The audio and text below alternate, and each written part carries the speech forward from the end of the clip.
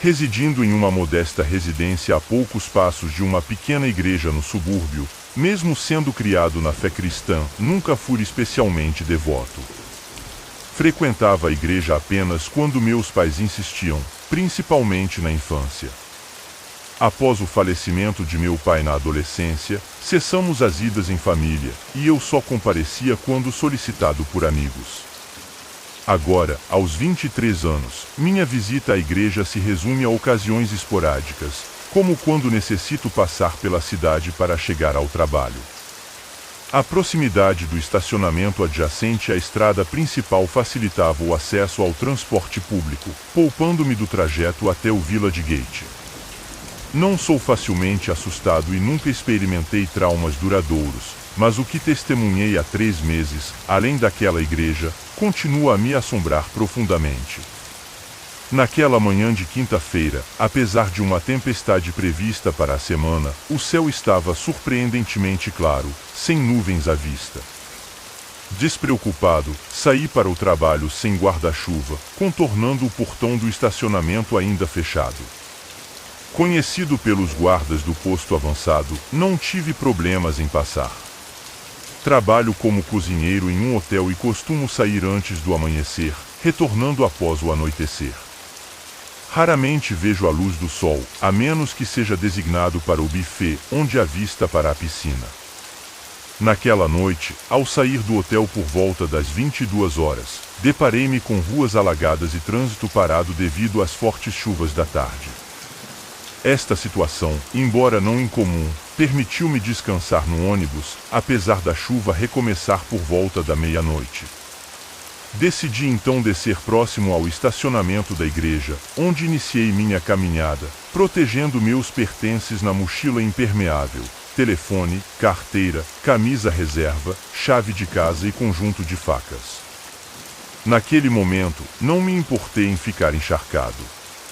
O portão do estacionamento já estava acorrentado, mas eu o contornei como de costume. A água estava tão alta que chegava aos meus joelhos, e não havia guarda de segurança no posto avançado. Imaginei que ele tivesse recuado para a igreja. Estava tudo escuro, mas eu me guiei pela fraca luminosidade das casas ao longe, que pareciam pontos distantes na escuridão enquanto caminhava pelo estacionamento alagado. Em meio ao som pesado da chuva, ouvi um ruído estranho vindo do canto mais distante à minha esquerda. Não consegui discernir claramente o que era, mas sabia que não estava sozinho ali. Com todas as luzes apagadas, apenas as poucas luminárias das casas me guiavam. Lembrando que a região era cortada por uma estrada de terra, não me preocupava com a fonte daquele som. Enquanto o barulho monótono das gotas de chuva ecoava ao meu redor, percebi algo acontecendo naquele canto distante. Vi a silhueta de uma pessoa, aparentemente uma mulher, sentada e agitando os braços, jogando água ao redor e murmurando enquanto golpeava a superfície com os punhos. Estava a uma distância segura, então não me preocupei muito. Já havia lidado com pessoas excêntricas antes, então dei apenas uma olhada rápida enquanto me dirigia à estrada de terra. Porém, ao me afastar, senti um calafrio enquanto a lama dificultava meus passos. A água agora alcançava apenas meus tornozelos, mas a cada passo eu precisava sacudir o pé para liberá-lo da lama. Um pequeno ruído me fez olhar por cima do ombro, e na escuridão da estrada de terra, vi a mulher avançando rapidamente na água rasa em minha direção. Estou debatendo internamente se devo intervir ou não. A ideia de ser o indivíduo que permite que alguém se afogue em apenas algumas polegadas de água é angustiante. A mulher estava a cerca de 10 passos de distância, e antes que eu pudesse decidir, ela começou a se mover. Na escuridão, sua figura era apenas um contorno, mas era claramente visível que ela me encarava. Ela se ergueu lentamente com as mãos e os pés no chão, como se estivesse prestes a se levantar, mas permaneceu agachada. Nesse momento, o medo tomou conta de mim. Minhas pernas pareciam incapazes de me sustentar, e pensei em alcançar minhas facas, mas o medo de me mover me paralisou. Então, ela começou a rastejar na minha direção, e isso me chocou profundamente. De repente, corri em direção à minha casa, ouvindo os respingos atrás de mim e sua respiração áspera, quase como um guincho de porco. Meus olhos se encheram de lágrimas, e a chuva contra o meu rosto obscureceu as luzes distantes das casas. Corri pela minha vida, incapaz de saber se ela estava se aproximando mais. Seu grito estridente ecoava na minha mente, cheio de raiva inarticulada. Corri o mais rápido que pude, apenas o som ensurdecedor da chuva preenchendo meus ouvidos. Cheguei em casa, entrei e tranquei a porta, desabando de exaustão. Não me lembro do resto da noite, apenas acordei na minha cama na manhã seguinte. Meu irmão mais velho me contou como me encontrou, ajoelhado junto à porta e soluçando baixinho. Fiquei de folga do trabalho naquele dia, e até mesmo na semana seguinte, devido à febre. Os guardas fizeram uma investigação, mas nada foi encontrado além dos meus sapatos no estacionamento. Desde então, tenho sido assombrado pelo medo constante, incapaz de me sentir seguro. Mesmo agora, o menor ruído faz meu coração acelerar, e não suporto nem mesmo o som da chuva. Embora esteja melhorando aos poucos, ainda tenho dificuldade para dormir sem as luzes acesas. Gostaria de esquecer a imagem daquela mulher rastejante e poder finalmente descansar em paz, sem o peso do medo sobre mim.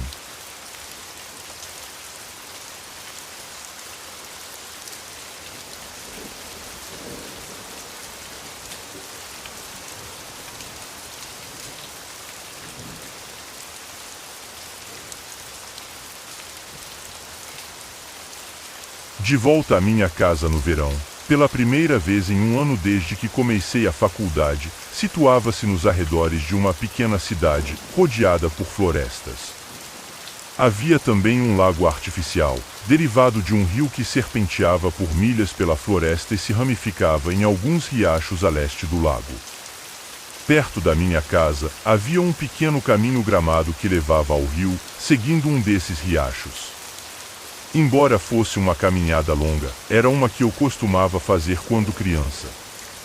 Conhecia bem a floresta e sabia onde poderia cortar através das densas árvores para chegar ao riacho. A caminhada sempre me levava para longe do caminho principal, que virava lentamente para o noroeste, afastando-se do riacho, e depois fazia uma curva acentuada para o oeste. Depois de alguns quilômetros, o riacho ficava escondido profundamente na floresta. Eu continuava caminhando para o norte, seguindo o riacho através da floresta até chegar ao rio, e então seguia para o oeste até chegar ao lago. Era fácil se perder naquela floresta, pois o terreno não era apenas inclinado em direção à água, subia e descia, e você acabava completamente cercado por árvores. No entanto, passei muitos dias vagando por lá sozinho, ou até com meu pai, ao longo de 19 anos, e nunca vi mais ninguém naquela floresta. Neste verão, fui lá 2 vezes, ambas sozinho. Na primeira vez, saí pela manhã e segui ao longo do caminho do riacho até a curva acentuada, onde cortei de volta para a floresta e cheguei ao riacho depois de cerca de 1 hora. Enquanto passava as mãos pela água, ouvi um sino ao longe, vindo do norte. Era estranho, pois algo estava tocando o sino com vigor e periodicidade. Fiquei atento e me perguntei se poderia ser um cão de caça perdido, e comecei a me mover na direção do som. Logo percebi que não poderia ser um animal, o som do sino era muito claro e nítido, como se estivesse pendurado em um colar. Continuei me movendo enquanto o sino tocava, afastando-se de mim, até que parou completamente após cerca de 5 minutos. O riacho não era grande nem forte o suficiente para carregar um sino que pudesse estar preso a um animal ou algo do tipo. O rio ainda estava distante, e eu ponderava sobre tudo, mas nada explicava o som do sino além de uma única possibilidade desconfortável que eu evitava considerar. Mesmo assim, continuei minha caminhada normalmente até encontrar um texugo morto e cuidadosamente decapitado, claramente feito com uma faca. O corpo estava relativamente fresco, sem muito odor, mas repleto de larvas, indicando que a morte ocorreu logo antes da minha chegada. O som do sino continuava seguindo o riacho, e eu o segui também, o que sugeria que o texugo foi colocado lá enquanto eu passava. Não pude confirmar se foi morto ou decapitado enquanto eu estava na área.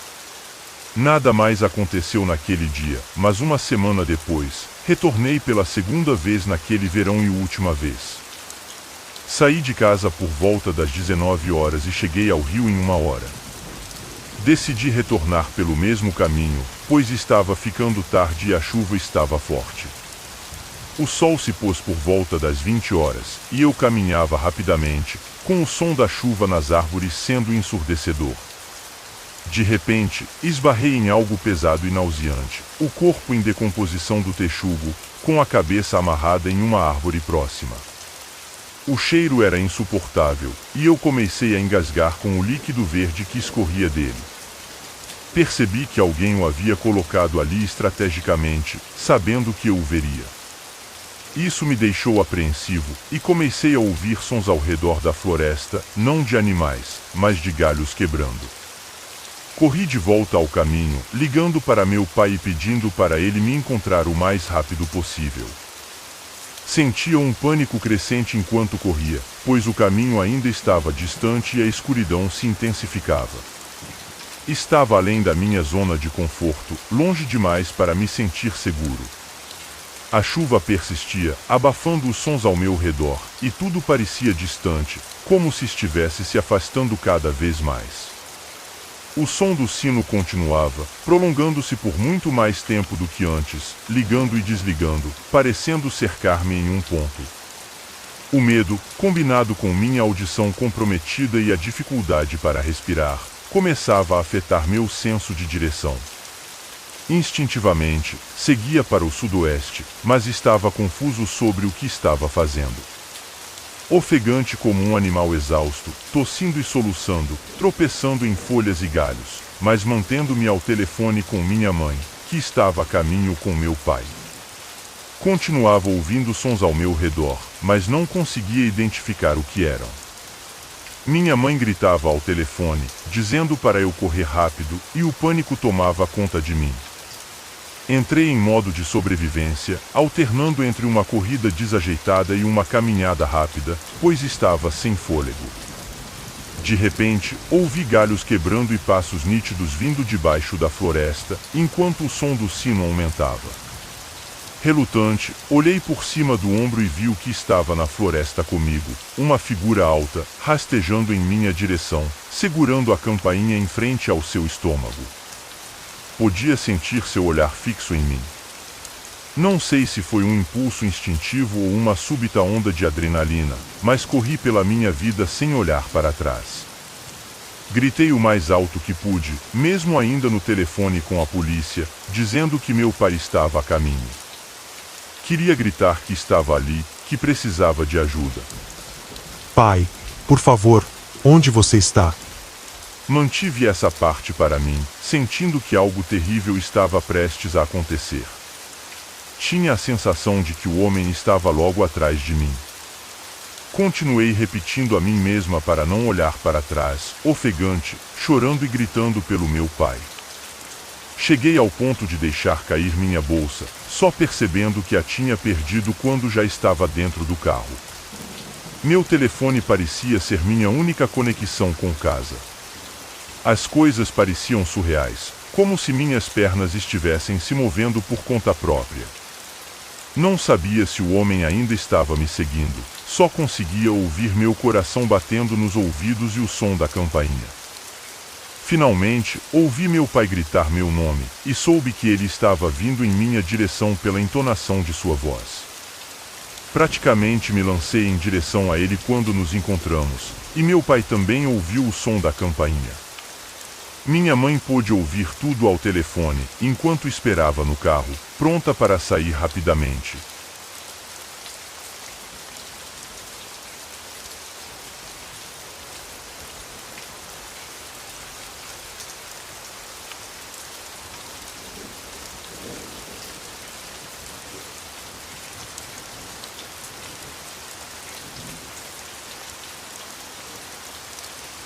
Há algo que sinto necessidade de compartilhar, para garantir que todos permaneçam alerta e equilibrados a todo o momento. Para explicar, vivi em uma área remota do Canadá, em uma cidade antiga com vários prédios abandonados devido à falta de moradores. Eu e meus amigos estávamos entediados com a falta de opções de entretenimento, então decidimos explorar esses edifícios abandonados. Até o momento da experiência que estou prestes a relatar, nunca havia acontecido nada muito estranho. Às vezes, encontrávamos um líquido parecido com sangue e vimos um pentagrama em uma das casas que visitamos, mas nada muito assustador. Isso mudou na última vez que fui explorar. Quando era mais jovem, frequentava uma creche que fazia parte de um hospital psiquiátrico, uma combinação um tanto peculiar, eu sei. No entanto, ela fechou devido à falta de pacientes e crianças. Decidimos voltar lá com alguns amigos alguns anos depois. Eu tinha 17 anos na época, e a maioria dos meus amigos tinha a mesma idade. Ao chegarmos lá, estava bastante clichê, neblina, escuridão e uma leve chuva. Fomos até o portão principal, que estava trancado com cadeado. Decidimos nos ajudar mutuamente a ultrapassá-lo, fazendo muito barulho e rindo o tempo todo, sem suspeitar do que estava por vir. Exploramos a pequena área de recreação e parque com as lanternas que tínhamos conosco. Mesmo com nossas lanternas relativamente potentes, nossa visibilidade era limitada. Decidimos então entrar no prédio em ruínas, com o vidro quebrado e sujeira sob nossos pés. Ao adentrarmos a seção da creche do complexo, ainda encontramos brinquedos antigos, lascas de móveis e bonecas rasgadas. Conforme avançávamos, naturalmente ficávamos mais silenciosos, até que só ouvíamos o som dos nossos passos na terra. Foi então que encontrei alguns gizes de cera em um recipiente plástico no canto da sala e fui pegá-los. Todos nós estávamos naquele prédio abandonado quando, de repente, ouvimos um estrondo vindo de uma porta de metal que levava à parte psiquiátrica do edifício. Meus amigos e eu nos entreolhamos. Éramos um grupo de 5, a maioria deles bastante ousados e arrogantes. Breno sugeriu que fossemos verificar de onde vinha o som. Confesso que não gostei muito da ideia, mas com meu grupo de amigos, não havia como recusar. Nos reunimos em frente à porta e a abrimos. Estava enferrujada a noite, mas conseguimos abri-la. Assim que entramos, o cheiro metálico e musgoso ficou mais intenso, com um toque de algo que não conseguíamos identificar. Nossas lanternas iluminavam os corredores estreitos, com portas de metal ocasionalmente à esquerda e à direita, algumas abertas. Comecei a sentir um pouco de claustrofobia, e respirar ficou um pouco difícil à medida que avançávamos. Breno acendeu sua lanterna em uma sala, e paramos para olhar ao redor. Perguntei a ele o que era, mas ele disse que não viu mais ninguém ali. Pensei que ele estivesse brincando para nos deixar ansiosos, mas olhando para trás, acredito que estava sendo sincero. Continuamos avançando em direção à ala psiquiátrica. Outro amigo nos pediu para parar abruptamente quando ouvimos passos distantes ecoando pelo corredor à nossa frente. Todos nós nos olhamos com medo nos olhos. Breno continuou em direção aos sons, e eu considerei voltar por um momento, mas não pude deixá-lo sozinho. À medida que nos aproximávamos, senti como se estivéssemos sendo observados. Finalmente, entramos em uma sala à direita, e o cheiro de carne podre nos atingiu. No chão, estava um cervo morto, suas entranhas espalhadas. Um dos meus amigos teve uma reação forte e vomitou no chão. Foi quando ouvimos sussurros vindos de um canto da sala. Breno iluminou com sua lanterna, revelando um homem de cabelos curtos, usando uma camiseta verde manchada de sangue e calças rasgadas. Ele não usava meias, e seus pés pareciam machucados. Ele estava se contorcendo e murmurando, mesmo depois de nos ver. Ficamos olhando para ele por alguns segundos até que ele nos dirigiu um sorriso assustador e disse: "Vocês estão aqui para a festa." Aquilo foi o limite para nós. Saímos correndo da sala de volta para a creche. Decidimos tentar fechar a porta, mas ela permanecia aberta. Mas a porta estava totalmente enferrujada e pesada, quase se mantendo aberta por conta própria. Na verdade, 3 de nós tiveram que puxar com todas as nossas forças para fechá-la. Pouco antes de conseguirmos, ainda pude ver a silhueta do homem nos observando, seus dentes brancos, sendo a única característica humana visível. Sentamos atrás da porta de metal, recuperando o fôlego por um momento, olhando uns para os outros em busca de confirmação de que todos haviam visto a mesma coisa. Depois de um tempo recuperando o fôlego, ouvimos batidas leves na porta. Foi então que decidimos que era hora de sair. Saímos correndo daquele lugar e voltamos para casa. Um ano depois da nossa visita, a polícia fez uma busca de rotina na área e encontrou o homem.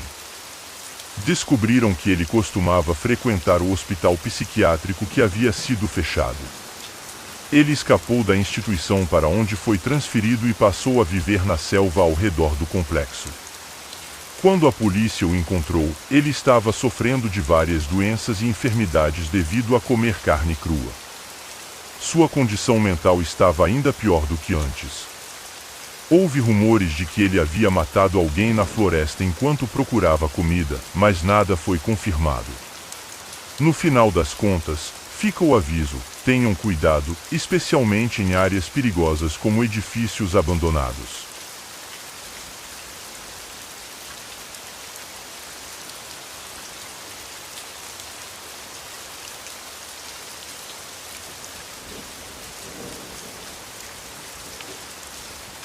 No início de novembro, frio e chuvoso, por volta da 1h da madrugada, meu noivo e eu costumamos fazer passeios noturnos espontâneos. Geralmente começamos em uma das estradas principais dentro da nossa cidade e continuamos seguindo até chegarmos à próxima cidade. Às vezes, nossas viagens duram horas. O layout do meu condado e dos condados vizinhos é um tanto peculiar. Todas as cidades e vilarejos estão isolados por grandes extensões de floresta e campo. Eu moro em uma área de cidade universitária relativamente grande, mas meia hora de carro em uma direção pode nos deixar em uma estrada de cascalho irregular e sem sinalização no meio do nada, ou em pequenos vilarejos estranhos que ninguém realmente conhece. É realmente muito emocionante, e é por isso que fazemos isso com tanta frequência. Então, lá estávamos, por volta de 1h da madrugada, quase perdidos. William, meu noivo, estava mexendo no meu celular, tentando descobrir em qual estrada estávamos. Estávamos em um caminho de lama em uma parte do país cercada por pequenas cidades das quais nunca ouvimos falar. Não havia outros carros nas estradas, estava chovendo e enevoado, e os faróis do meu carro não estavam ajudando muito. Os galhos das árvores e arbustos se fechavam em ambos os lados da estrada. Estávamos indo para o norte, e ela me diz que acha que deveríamos ter passado pela Rua Oeste, que entra em uma estrada que meio que conhecemos. Virei rapidamente naquela estradinha estreita, os galhos batendo nas portas e janelas do carro enquanto subíamos. Ao completar a subida, nos deparamos com uma ampla clareira pavimentada, com uma casa nos fundos, escondida pela densa floresta. William não hesitou em pedir para virar de volta. Nossos faróis iluminavam a propriedade, que estava em péssimo estado, sem luzes, janelas quebradas, tapume desgastado e telhas danificadas. O quintal estava repleto de restos, barris de lixo, ferramentas, peças de automóveis, garrafas de vidro, galhos, lajes de concreto e pedras. Um velho e desagradável e uma Chevy picape estava estacionado ali, quase fundido à paisagem. Cada centímetro da propriedade estava tomado por erva venenosa e ervas daninhas, parecendo pouco convidativo. Observamos sombras se movendo e pontos brilhantes no quintal, onde dezenas de gatos nos observavam com seus olhos cintilantes. Quase num instante, uma pedra do tamanho de uma noz saiu do matagal e atingiu o para-brisa, fraturando-o completamente. William gritou, agarrou meu braço e começou a choramingar, perguntando o que tinha sido aquilo. Enquanto a chuva caía forte, um homem surgiu dos arbustos, carregando uma pá e vestindo um grande casaco sujo.